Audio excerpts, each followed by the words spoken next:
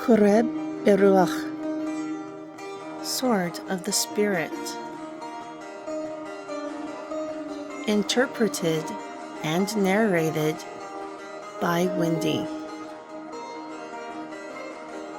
Bereshit, Genesis, Chapter 2. These are the generations of the heavens and the earth, when they were created in the day that Yahweh, he exists. Elohim made the heavens and the earth, and every plant of the field before it was in the earth, and every herb of the field before it grew.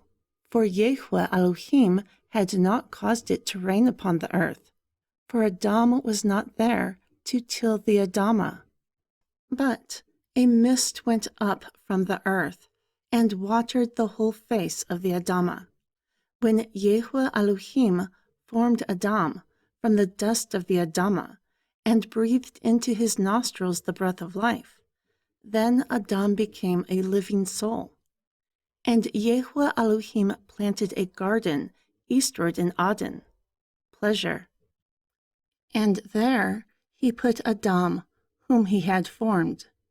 And out of the Adamah Yahweh Elohim made every tree that is pleasant to our sight, and good for food to grow.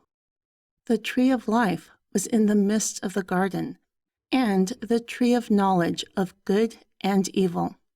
Also a river went out of Aden to water the garden, and from there it separated and became 4 heads. The name of the first is Pishun, to enlarge. It encompasses the whole land of Havilah, where there is gold, and the gold of that land is good. There is bdellium and the onyx stone. And the name of the second river is Gihon, to burst forth.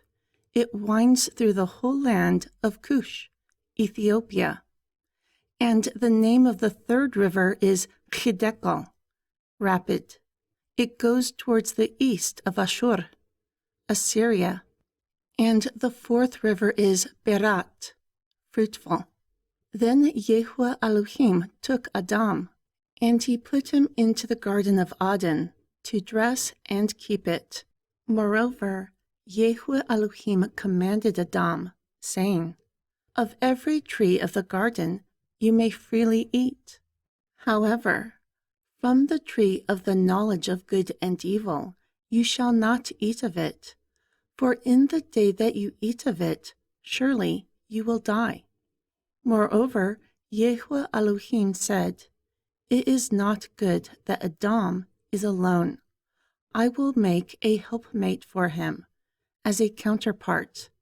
Also, out of the Adamah, Yahweh Elohim formed every beast of the field, and every fowl of the air, and he brought them unto Adam, to see what he would call them.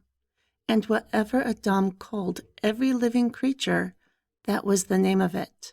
Thus Adam gave names to all livestock, and to the fowl of the air, and to every beast of the field. But for Adam a helpmate was not found for him.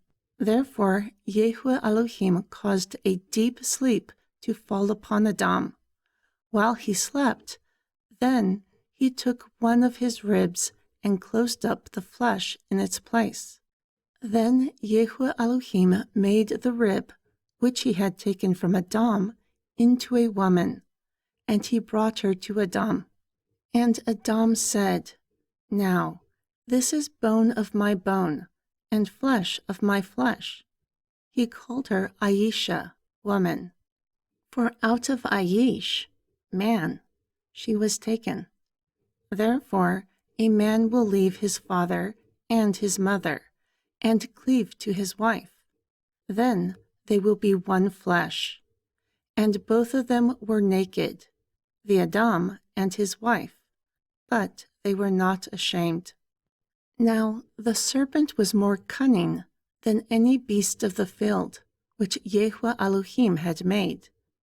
And he asked the woman, "Why has Elohim said, You should not eat of every tree of the garden." And the woman answered the serpent, "We may eat the fruit of the trees of the garden, but from the fruit of the tree which is in the midst of the garden, Elohim has said, You shall not eat of it, nor should you touch it, or you will pass on." Then the serpent said to the woman, "Not die? You will pass on? For Elohim knows that in the day that you eat of it, then your eyes will be opened, and you will be like deities, knowing good and evil." Furthermore, the woman saw that the tree was good for food, and that it was pleasant to the eyes, and desired the tree to make one wise. She took its fruit and ate. Also, she gave to her husband with her, and he ate. Then both of their eyes were opened, and they knew that they were naked. So they sewed fig leaves together, and made coverings for themselves. Then they heard the sound of Yahweh Elohim from moving through the garden towards the wind that day. Therefore Adam and his wife hid themselves from the presence of Yahweh Elohim in the midst of the trees of the garden. Then Yahweh Elohim called to Adam and asked of him, "Where are you?" And he answered, "I heard your sound in the garden, but I was afraid because I was naked, so I hid myself." And he asked, "Who told you that you were naked? Did you eat from the tree that I commanded you not to eat?" And Adam answered, "The woman who you gave to be with me, she gave me of the tree, and I ate." Then Yahweh Elohim asked of the woman, "What is this that you have done?" And the woman answered, "The serpent beguiled me, and I ate." Then Yahweh Elohim said to the serpent, "Because you have done this, you are cursed above all livestock, and above every beast of the field. Upon your belly you will go, and dust you will eat all the days of your life. And I will put enmity between you and the woman, and between your seed and her seed. He will bruise your head, and you will bruise his heel."